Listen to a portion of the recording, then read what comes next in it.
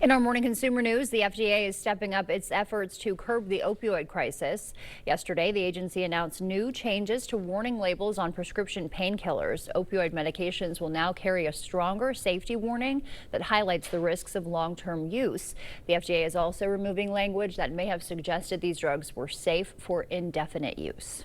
More than 300,000 step stools are being recalled due to fall and injury risks. Take a look at your screen. Dorel Home is pulling its Costco two-step kitchen steppers from shelves nationwide. They say the safety bar on the back can detach or break. There have been 34 reports of that happening, including 2 head injuries. Nearly 200,000 toy kitchens are being recalled over a strangulation hazard. Kids could get their clothing caught on the hooks for kitchen accessories like pots and pans. You see them highlighted there. 1 death has been reported. Backyard Kids is recalling the KidCraft farm-to-table model play kitchens. They were originally made by KidCraft, which filed for bankruptcy last year. Severe turbulence struck a Delta flight from Salt Lake City to Amsterdam Wednesday, causing service cars and unbelted passengers to hit the ceiling and forcing an emergency landing in Minneapolis. Authorities are now investigating. Meanwhile, hearings are underway to probe the D.C. mid-air collision between an Army Black Hawk helicopter and an American Airlines jet earlier this year.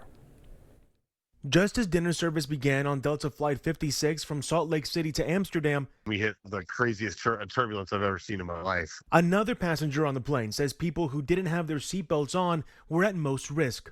Everyone that didn't they hit the ceiling and then they fell to the ground. And the carts also hit the ceiling and fell to the ground, and people were injured. The plane made an emergency landing in Minneapolis. 25 people on board were taken to local hospitals, and the airline says the majority have been released. The Federal Aviation Administration and the National Transportation Safety Board will investigate the incident.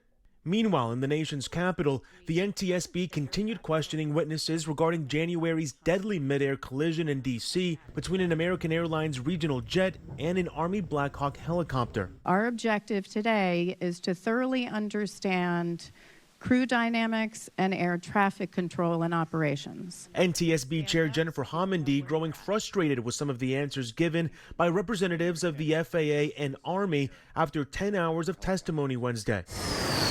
The hearing's revelations included that Army helicopters would regularly fly below aircraft that were descending to land at Reagan National Airport.